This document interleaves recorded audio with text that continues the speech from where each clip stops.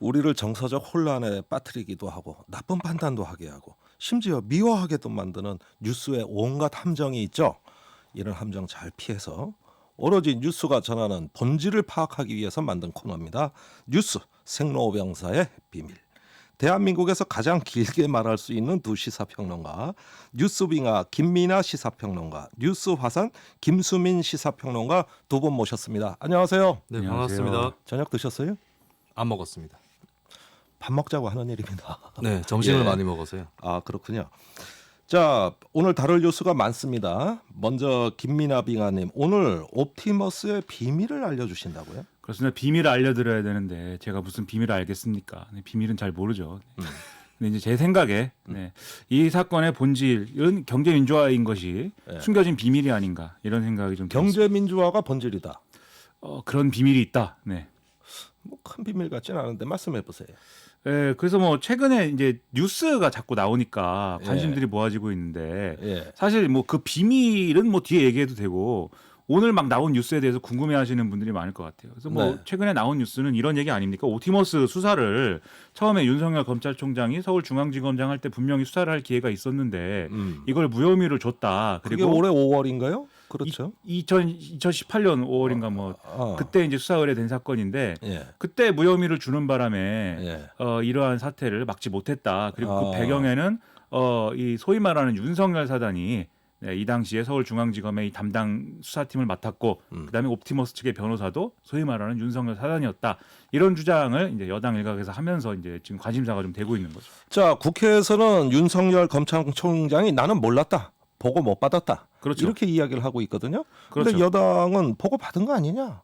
그렇습니다. 예, 보고 받았잖아, 당신. 계속 이 얘기하는 거죠. 그렇죠. 이게 뭐 보고를 못 받았다고 얘기하는 이유는 이게 이제 단기간에 처리된 사건이기 때문에 6개월 이하의 기간에서 처리된 사건이기 때문에 그런 경우에는 내규에 따라서 전결 사항이다. 부장검사 전결 사항이다. 그렇기 때문에 당시에 중앙지검장한테는 보고가 안 됐다. 이 얘기였거든요. 네. 근데 이거에 대해서 여당에서 추미애 장관 그리고 박주민 의원 등이 이 사건을 처리하는데 7개월이 걸렸는데 그러면 네. 차장검사선까지는 보고가 돼야 되는 사안이 됐고 네. 차장검사가 보고를 받았다면 윤석열 당시 지검장도 알았을 거다. 이렇게 국정감사장에서 얘기를 했던 거죠. 근데 오늘 당시에 부장검사였던 사람이 글을 올렸습니다. 항상 뭐 검사들이 댓글을 많이 단다 이렇게 얘기가 나오는 게시판이 있지 않습니까? 내부망이죠. 네, 뭐 2%인가 뭔가 그런 이름인데 저로서는 뭐 본 적도 없는 그런 게시판인데 뭐 전설의 게시판이 있습니다. 네. 근데 거기에 이제 글을 올렸는데 뭐 굉장히 디테일하게 왜 그 당시에 무혐의를 줬느냐에 대해서 설명을 해놨어요. 그러니까 이 수사 자체는 당시에 전파진흥원이 거액을 옵티머스에 투자를 한 다음에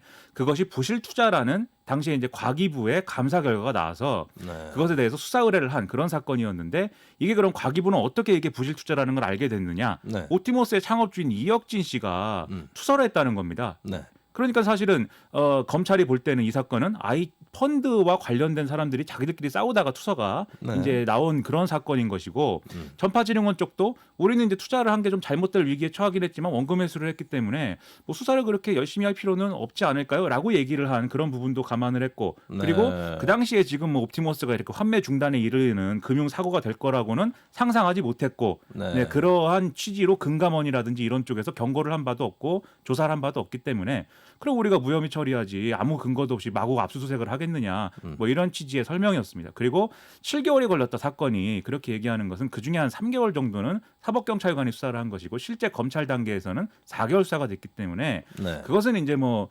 부장검사 선에서 마무리된 사건이 맞다 이렇게 해명을 해가지고 네. 지금 뜨거운 뉴스거든요. 네. 네, 말씀하셨다시피 이런 식으로 뉴스가 태어나서 늙고 이미 병든 뉴스입니다. 이 뉴스는. 아, 그렇군요. 네. 이 문제에 대해서 감찰 이야기도 나오고 있는 것 같고 또 추미애 법무부 장관은 그런 검찰의 이야기에 대해 전혀 수긍하지 않는 분위기죠. 그렇습니다. 이것은 옵티머스의 당시에 무혐의를 준 것은 아까 말씀드렸듯이 윤석열 사단이 자기들끼리 이제 봐주고 그런 과정에서 이제 무혐의를 준 것이기 때문에 윤석열 검찰총장이 당연히 연루될 수밖에 없고 감찰 대상이다. 이게 추미애 장관의 이제 주장이고 그런 취지로 감찰을 진행하고 있다고 얘기를 하고 있습니다. 네.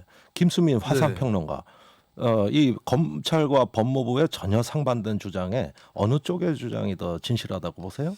글쎄요, 2019년 상황은 이제 뭐 수사를 깊이 하기에는 조금 부족함이 있는 그런 상황에서 글쎄요 검찰의 판단을 다시 복기를 해볼 필요는 있겠지만 고의로 무마시켰다라고 보기는 좀 어려울 것 같아요. 고의로 무마는 시킨 건 네. 아니다. 그리고 2018년 무혐의하고 2019년 무혐의 좀 구분할 필요가 있는데 2018년 같은 경우는 검찰이 무혐의를 했다기보다는 경찰에서 그 당시에 이제 이혁진 원래 대표였던 이혁진 씨가 출국을 해버리면서 네. 더 이상 이제 수사를 못하면서 각하를 시키면서 그렇게 마무리가 된 거거든요. 네. 지금 이제 해야 될 일은 그때 부족함이 있었다고 쳤을 때 그럼 지금 맹렬하게 해줘서 그때 일을 만회해야 될 것이 있습니다. 이 사건에서 가장 중요한 것은 자금 흐름이라고 보이거든요. 네. 이 보면은 1차, 2차, 3차 정도의 단계를 거쳐서 자금이 세탁되는 그런 과정들이 드러납니다. 옵티머스에서 2019년 7월 이후에 46개 펀드에서 5,500억 정도의 돈이 이제 환매가 불가한 상태가 되거든요. 네. 근데 이 돈들이 그 페이퍼 컴퍼니라고 볼 수 있는 특수 목적 법인으로 네. 유입이 되고 그 다음에 다시 비자금 저수지로 의심이 되는 몇 개 업체로 또 들어갑니다. 네. 또 거기를 거쳐가지고 돌고 도는 거죠. 네, 또 들어가고 그 중에 일부는 뭐 돌려막기 하는 데 쓰이고 어떤 데는 또 사업 투자로 또 들어가고 네. 굉장히 자금 흐름들이 불투명하면서도 수상한 이것을 열심히 쫓아야 될 때가 아닌가. 법무부 검찰이 이걸 쫓는 데 있어서는 좀 합심했으면 좋겠다는 생각입니다. 내 계좌 간에 이 돈 이체하는 것도 힘든데 이렇게 여러 군데 이체하느라 얼마나 힘들었을까요? 글쎄 말입니다. 자, 그런데 이렇게 자금의 흐름이 지금 어떻게 가고 있느냐, 또 지금 은닉된 자금이 상당수 있을 거라고 보는데 이것을 지금 찾는 노력들은 어떻게 제대로 되고 있는 겁니까? 지금 뭐 이 제가 앞서 말씀드려서 이제 병든 뉴스라고 하지 않았습니까? 네. 이게 뭐 그런 내용의 수사가 진행이 되고 뭐 이런 것들은 사실은 어떻게 되는지 우리는 잘 모르고 그런 뉴스가 아니라 이제 추미애 대 윤석열, 윤석열 대 추미애 누가 먼저 치고 누가 반격할 것인가 이것만 뉴스가 열심히 따라가고 있기 때문에 뭐 제가 알 수가 없죠. 저수지에 뭐 갔는지 저수지에 개들을 찾았는지 그것은 제가 알 수가 없습니다. 네. 자, 그러면 정작 이 뉴스의 본질은 아까 경제민주화를 말씀하셨는데 이게 왜 경제민주화하고 관계된 거죠? 네, 얼마나 생뚱맞은 얘기입니까? 옵티머스 얘기를 하는데 그게 경제민주화라니 얼마나 많은 분들이 저는 좀 놀라셨어요. 그렇게 느꼈어요. 네, 얼마나 많은 분들이 지금 오, 저 사람- 깜짝이야. 그리고 화산이 깜짝 놀라 큰일 났습니다. 화산이 폭발할 수가 있기 때문에 네. 네, 빙하가 지금 녹을 위기에 처했는데 아무튼 그게 왜 그러냐? 제가 볼 때는 이게 뭐 정관계 로비 의혹이라든지 이런 문제를 지금 굉장히 집중적으로 얘기를 하고 있지만 결론적으로 말하면 우리가 우리에게 사모펀드란 뭐냐? 이걸 이제 좀 물음을 던지는 그런 사건이라고 봅니다. 그래서 예를 들면 옵티머스가 중간에 이제 그 여러 가지 기준이 미달이 돼서 한번 이제 금융감독원으로부터 좀 제재를 당할 위기가 있었는데 사실 이 전파진흥원에서 800억인가를 유치하면서 사실은 그 위기를 벗어난 거잖아요. 네. 근데 그때도 보면은 금융감독원이 그런 감독이나 이런 거를 하려고 한 게 아니라 컨설팅을 해준 거 아니냐, 어떻게 네. 하면 이 위기를 벗어날 수 있는지에 대한 조언을 해준 거 아니냐라는 게 사실은 국감장에서도 여러모로 논란이 되고 했단 말이죠. 네. 그러니까 감독 당국이 볼 때 사모펀드는 옵티머스와 같은 이런 형태의 사모펀드는 감독이나 규제의 대상이 아니라 지능의 대상이었다라는 것이 아닌가 이런 의문이거든요. 네. 그럼 왜 그렇게 된 것이냐라고 할 때 사실은 과거부터 한 15년 전부터 사모펀드를 육성해가지고 예를 들면 중소기업이라든지 그리고 스타트업이라든지 4차 산업혁명에 필요한 기술 중심의 기업이라든지 이런 데에 자금을 이제 좀 보낼 수 있는 형태의 그런 금융 경로를 많이 만들어야 된다라는 게 어느 정권을 막론하고 정책의 중심이었단 말이죠. 그래서 이 사건을 이제 토대로 해서 그런 정책인 게 아니라 우리가 경제 민주화를 예를 들면 이제 중소기업들이 잘 크지 못하고 이렇게 자금을 찾아 헤매야 되는 이유가 뭡니까? 대기업 중심의 경제 구조이기 때문 아닙니까? 네. 그래도 경제 민주화를 더 철저히 하는 걸로 그러한 중소기업을 키우는 여러 가지 방안들은 찾아내고 펀드는 이렇게 뭐 돈 많은 분들이 알아서 중소기업에 돈을 채워 넣겠지 이런 게 아니라 펀드는 앞으로 돈 있는 사람들이 제한적으로 자신들의 어떤 하이리스크 하이리턴의 투자를 위해서만 이제 하는 그런 상품으로 만들고 일선 금융기관에서는 판매하지 않는 상품으로 만들어야 된다 이런 제안이 나오고 있기 때문에 이런 뉴스가 앞으로는 막 태어나고 네, 늙어갔으면 좋겠다. 아예 생각입니다. 판매를 금지시켜야 된다. 김수민 평론가 네. 인정하십니까? 판매 어쨌든 그 영화 타짜에도 보면 마지막 장면에서 그 화투를 잘 못 치는 사람 빠지라고 합니다. 바둑이나 두고 있으라고 합니다. 예. 예, 그런 식으로 지금 이게 타짜의 판이라고 비유를 할 수도 있는 거거든요. 사모펀드가. 선장은 바둑 한 판 두죠 이렇게. 그렇죠. 네. 선장하고 바둑을 바둑 모욕하시는 발언인데. 아, 제가 그 바둑은 애기가거든요. 예. 도박이 아닌 바둑이기 때문에 도박이 아닌 다른 걸 하시라. 이런 바둑은 차원이고요. 인공지능이죠. 네. 네, 저도 지금 그 지하철에서 바둑 두고 다닙니다. 아, 그래요? 바둑을 모욕할 생각은 없었고요. 네. 네, 아무튼간에 이렇게 위험한 판이기 때문에 아무나 막 그 자기 퇴직금 맡기로 들어오고 이런 분들까지 들어가게 하는 이런 판으로 놔둬서는 안 된다. 이 네. 정도는 말씀드릴 수 있을 것 같아요. 그러면 결국은 자본시장을 활성화해가지고 유망한 중소기업을 지원한다고 하는 애초 취지가 전혀 왜곡되게 적용돼서 이걸 또 다시 금지시킨다 그러면은 이건 또 굉장한 사회적 논쟁이 될 수밖에 없을 것 같습니다. 자, 결국 사모펀드 앞으로 금지시킬 거냐, 개선할 것이냐, 아니면은 뭔가 손을 봐서 계속 이어갈 것인가, 향후에 우리가 조금 더 집중적으로 논의를 해보겠습니다. 자, 다음 뉴스 가겠습니다. 공수처장 추천위원을 미뤄오던 국민의힘이 오늘 이현 임정혁 변호사 2명에 대한 추천서를 국회의안과에 접수했습니다. 그동안에 그 접수하라고 그렇게 민주당이 촉구하고 그래도 꼼짝도 안 하더니 갑자기 했어요. 네, 예. 자, 김수민 화사님, 이런 어떤 그 2명의 추천을 둘러싼 이야기들이 나오는 지금 그 배경에 보면은 이 인사가 우선 부적절하다는 논란이 나오고 있고, 네. 또 그 다음에 설령 추천이 된다 하더라도 또 다른 어떤 비토권을 행사할 것이다 하면서 논란이 계속되고 있죠. 네. 이것은 공수처장을 추천하느냐 마느냐 하는 둘러싼 어떤 여야 간의 갈등이 아주 첨예하게 벌어지고 있습니다. 도대체 이 논쟁 몇 달이나 된 겁니까? 네, 이거는 사실 이게 출범을 하는 것은 법으로 정해져 있는 것은 7월부터였죠. 계속해서 시간을 끌어왔던 7월이 건데. 마감 시간이었죠. 그렇습니다. 추천에. 원래 법상으로는 그런데 이게 뭐 국회가 선거구 획정이라든지 예산 심사 마감이라든지 이거를 법정 시한을 지킨 적이 없었습니다. 이 공수처도 마찬가지가 돼버렸는데, 근데 이제 추천위원 7명 중에 2명을 국민의힘에서 추천을 하기로 했었고 이번에 2명이 됐어요. 근데 그 중에 한 분이 이제 이현 변호사란 분인데 이현 변호사는 평소에 공수처가 위헌이다라는 네. 주장을 했었습니다. 근데 이번에 추천위원으로 들어간 것을 보고 민주당 입장에서는 이거 추천 안 하려는 거 아니냐라는 네. 의구심이 나오는 거고요. 이현 변호사는 여기에 대해서 이렇게 얘기했습니다. 공수처의 위헌성을 해소할 수 있는 인물이 처장이 돼야 한다라고 얘기를 그 했거든요. 무슨 말이에요? 공수처의 위헌의 위험이 있기 때문에 그런 기구로서의 위험을 덜어낼 수 있는 사람을 자신이 추천할 수 있도록 애를 쓰겠다 이런 의미인데. 근데 공수처가 위원이면 공수처장이 공수처를 파괴해야 되는 거 아닙니까? 그렇죠. 이게 위헌 기구인데 네. 사람이 바뀐다고 해서 위헌 기구가 아니게 되는 것이냐. 그렇다면 혹시 이런 논리가 되는 건 아닐까. 여기서 이제 제가 제시하는 비밀입니다. 네. 공수처의 위헌성을 해소할 수 있는 인물이 없으므로 추천을 못하겠다. 거부하겠다. 네. 이걸로 계속 또 지연이 되는 것이 아닌가. 이런 또 관측을 해봅니다. 그게 근데- 이제 법에 나와 있는 비토권 행사라는 것이죠. 그렇습니다. 예, 7명 중에서 7명의 공수처 위원 중에 6명이 찬성해야 그렇죠. 그 공수처장을 추천할 수 있는데 국민의힘이 추천한 2명의 위원이 거부를 하면 어떤 사람도 추천이 추천할 될 수 수가 없습니다. 없죠. 그런 사태 일어날까요?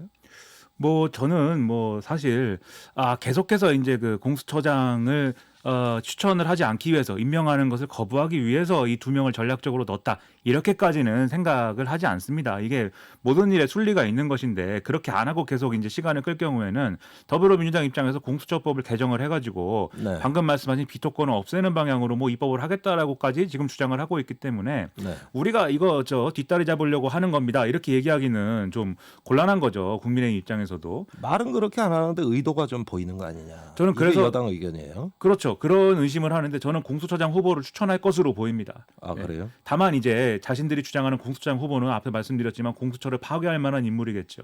네. 그리고 제가 볼 때는 만약 이 국민의힘이 정권을 잡았으면 국민의힘 주장대로라면 지금 국민의힘은 공수처가 모든 사건을 검찰로부터 빼앗아 가서 자신들에게 유리한 사건들은 마구 수사를 하고 그다음에 그러니까 정권에 유리한 사건은 마구 수사를 하고 정권에 불리한 사건은 땅에 묻어버릴 것이다 이렇게 주장을 하는 거 아니겠습니까? 근데 국민의힘 정권이면은 이 공수처를 그런 형태의 공수처를 그러면 거부할 것인가? 그렇지 않을 것 같거든요. 그러면 결국 내가 갖지 못할 것이라면 파괴해버리겠다 이런 심사인 게 아닐까요? 저는 조금 점점 그 소름이 네, 끼치네. 전망이 조금 다른 것은 이제 위원 추천을 하기도 어려워요. 2명 가지고 이제 어떤 인물을 거부할 수는 있지만 새로운 인물을 세우는 건 대단히 어렵거든요. 네. 그리고 이제 방금 말씀하셨다시피 만약에 계속 지연이 되면 민주당에서 법을 바꿔서 국민의힘 쪽 위원들의 비토가 있더라도 그것을 다시 물리치고 추천할 수 있는 그렇게 바꾼다고는 하지만 그것은 그럴 때는 어쩔 수 없다. 이거는 일단 국민의힘에서 각오를 하는 것 같고 우리는 할 수 있는 데까지 지연해 보겠다. 지연시킨다. 예, 이런 생각을 네. 충분히 해볼 수 있을 것 같습니다. 저는 이 과거에 국민의힘이 이제 공수처의 대해서 지속적으로 가져왔던 그 관점만 보더라도 자, 국민의힘이 이렇게 공수처를 뭐 마치 어떤 원한이라도 맺힌 것처럼 네. 아주 그 집요하고 일관되게 반대하는 이유, 그 근본적인 이유는 뭡니까? 한때 한나라당이라는 간판을 달고 있을 때 2004년 총선이죠. 예. 그때는 고비처라는 이름을 주로 썼었는데 네. 공수처로 통일하겠습니다. 일단. 공수처가 느낌이 더 좋아요. 공수래 공수거 공수처. 이 느낌이 좋습니다. 네. 네. 아재가 되신 것 같은데. 네. 네, 공수처 설치 공약을 했어요. 2004년 총선 때. 그때는 뭐라 그랬냐면 여당은 놔두고 야당만 때려잡는 비열한 정치 검찰이라고 욕을 하면서 네. 그러니까 독립적 사정기관이 필요하다. 어허. 이렇게 공약을 했었거든요. 네. 총선이 끝나고 나서 입장이 바뀝니다. 노무현 정부에서 공수처 설치를 추진할 때는 최고 권력자의 영향에서 벗어날 수 없으며 신종 야당 탄압의 수단이 될 것이다. 예, 그 독립적 사정기관이 사실 대통령 직속 기구로 있으면서 야당을 탄압할 거다. 이렇게 논리가 또 전환이 되는 것이죠. 거기에 더해서 이제 작년 조국 사태도 하나의 기점이었던 것 같은데 야당을 탄압하는 정도가 아니라 여당한테 불리한 수사를 공수처가 해버리면 다시 유리한 쪽으로 혹은 더 무마시키는 방향으로 갈 수도 있다. 네. 이렇게 이제 국민의힘에서는 의심을 하고 있는 거죠. 예. 아, 이거 좀 앞으로도 이게 순탄치가 않을 것 같습니다. 또 이 문제로 전국이 출렁출렁거릴 일이, 극한 대립을 겪을 일이 아주 눈에 선하게 보이는데요. 자, 국민의힘이 또 특검을 간절히 원하고 있어요. 지금 공수처 문제하고 특검 문제를 섞어서 이야기하고 있습니다. 네. 이 특검 문제는 어떤 내용입니까? 일단은 이제 라임 옵티머스 특검으로 가자 이 네. 얘기인데 이게 공수처에 대한 뿌리 깊은 불신에서 출발을 하는 거죠. 공수처법에 보면 다른 수사기관과의 관계 이거를 24조에서 명기를 하고 있는데 다른 기관이 수사를 하더라도 공수처가 이거 고위공직자가 연루돼 있다. 그러면 우리한테 넘겨라. 이첩 요구를 하면 다른 기관의 장은 받아야 됩니다. 뺏어가야 의무적으로. 되는군요. 공수처가. 예. 뺏어갈 수 있다. 뺏어갈 수 있다라는 네. 것이죠. 네. 그렇기 때문에 이제 국민의힘 입장에서는 예를 들어서 라임 옵티머스도 검찰로부터 지금 이제 검사 비위 의혹이 나왔기 때문에 네. 검찰로부터 공수처가 가져갈 수 있는 거다. 그리고 실제로 이제 검사 비위 의혹이 나왔을 때 민주당에서는 이것 봐라. 공수처가 이래서 필요한 거다. 이렇게 나오니까 국민의힘 입장에서는 그래? 하면서 이제 특검 쪽으로 다시 턴을 해서 다른 방향으로 돌리겠다라고 하는 이런 의도가 또 있는 거죠. 아이고 복잡하네. 자, 그런데 이 검찰 사건을 공수처가 넘겨받아 무마시킨다는 걱정이 맞으려면 공수처가 정권을 위한 기구가 된다는 전제가 있어야 되는 거거든요. 이게 뭐 친정권 보위기관처럼 네. 이렇게 된다고 주장하는 이 주장, 이런 전제가 과연 맞다고 보십니까? 이에 대해서는 당연히 민주당의 표정은 굉장히 억울합니다. 왜냐하면 그것 때문에 7명 중에 2명만 거부해도 추천을 못하도록 해놨는데 왜 그렇게 주장하느냐라고 네. 억울한 그런 표정인 것이고 그러면 이제 국민의힘 측에서는 그러면 우리한테 보장된 것이 비토권이니까 계속 거부를 해도 되지 이렇게 또 나오는 것이죠. 이러면서 이 뉴스는 늙지도 못하고 병이 들었는지 아닌지 확인도 제대로 되지 않는 이 회귀의 틀로 들어가는 게 아닌가. 영원한 고통 라인으로 들어갈 수도 있다. 뉴스를 보는 지옥문에 사람이 병들 것 들어가네요. 같아요. 예, 단테 신곡에 이런 지옥문에 쓰여진 글귀죠. 여기에 못 들어오는 모든 자 희망을 버려라. 저는 요즘 왠지 정치가 지옥문 앞에 서 있다는 느낌이 듭니다. 그래서 이걸 진행하게 되셨군요. 네. 네. 응원합니다. 김종대 파이팅! 네. 아, 거기서 그 얘기가 또 나왔네. 자, 음악 듣고 오겠습니다.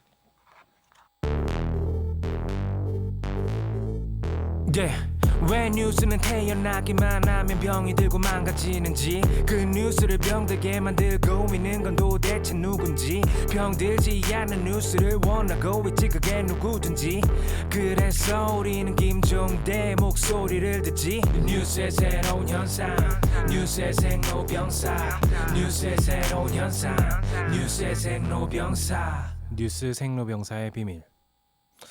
자, 세 번째 뉴스는 유명희 통상교섭본부장 뉴스입니다. 이분 목소리 한번 듣고 가시죠. 현직 통상교섭본부장인 제가 WTO 사무총장에 출마하는 것으로 결정하였습니다. 갈등을 중재하고 공동의 비전을 제시하는 중견국의 역할이 중요합니다. 대한민국이 누구보다도 이게 적합한 자격과 역량을 갖추었다고 생각합니다. 네.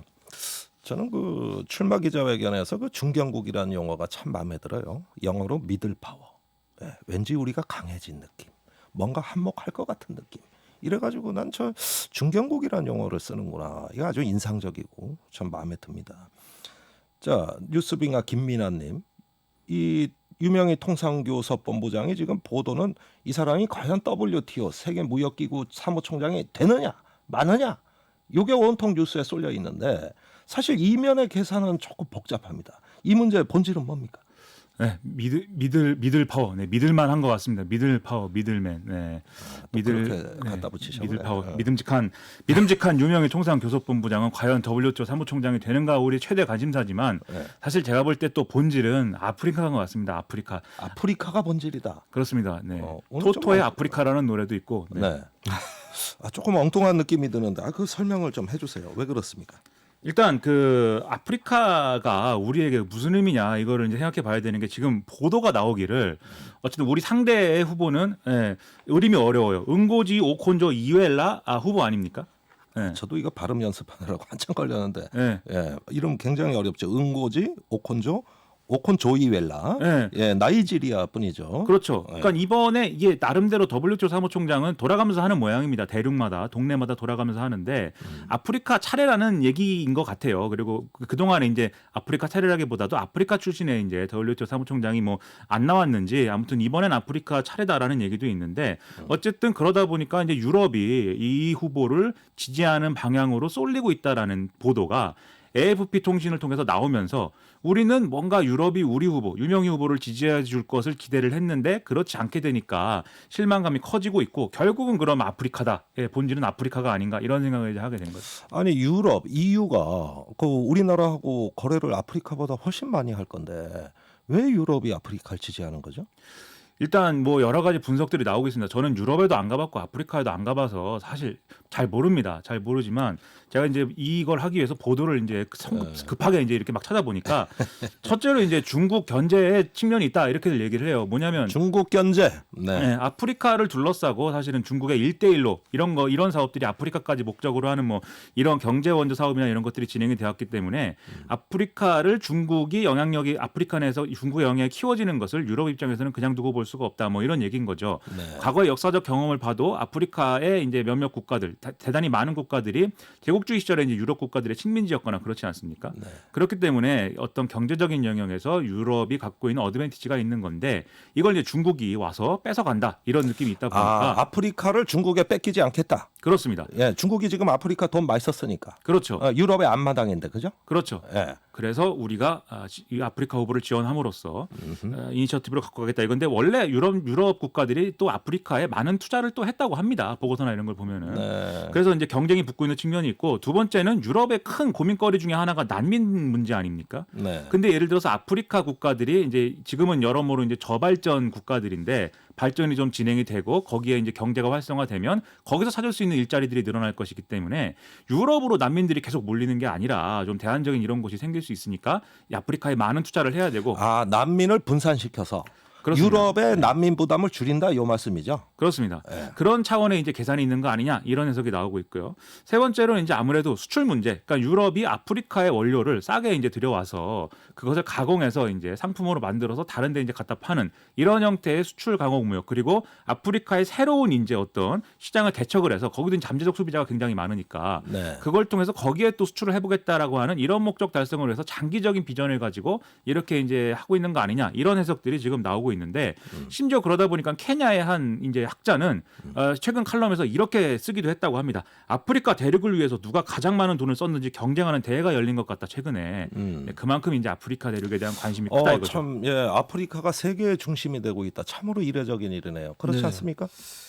그런데 저는 이제 뭐 유럽 이쪽에서 결국 캐스팅 보트를 잡고 있기 때문에 뭐 네. 한국과 EU의 관계를 좀 다져볼 필요가 있다. 다시 볼 필요가 있다고 보는 게 한국이 과연 EU에 그렇게 인상적인 국가였었나 이런 생각도 좀 합니다. 외교부에서 예전에 했던 어떤 실수가 있죠. 발트 3국과 발칸 3국을 헷갈리는 네, 그런 다자 일이 있었죠. 외교에서 조금 아직까지는 무익지 않은 한국 외교의 역량이 그때도 나타났던 게 아닌가 상징적인 네. 사건으로 이 유럽에서 보면 EU에서도 한국을 물론 이 유명희 후보를 지지한 나라들도 있지만 독일, 프랑스 이쪽 나라들은 좀 반대하는 쪽이었다고 하는데 여기에 이제 한국이 그동안에 해왔던 EU에 대한 외교 이런 부분들이 아직까지 좀 미진하지 않았나 싶고 또 한 가지 또 걱정이 되는 것은 유명희 후보의 남편이 정태욱 전 의원 아닙니까? 네. 이번 총선에서 낙선을 하셨는데 네. 부부가 다 낙선하면 안 되지 않나 네. 이런 생각도 한편으로 합니다.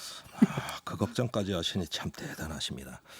저는 이 아프리카와 유럽 사이에서 우리도 미들맨이다, 미들 파워다 이 점을 강조하면서 아프리카 본질 이 얘기를 다시 한번 강조를 합니다. 네. 미들맨 파이팅. 네. 예, 거기에다가 또 일본이 한국을 방해하고 있습니다. 자, 단순한 WTO 선거가 아니라 세계 지정학이 움직이는 그레이트 게임, 큰 게임이다. 이런 생각이 드네요. 앞으로도 지켜보겠습니다. 자, 저희는 1부 여기서 마치고 2부에서 다시 돌아오겠습니다.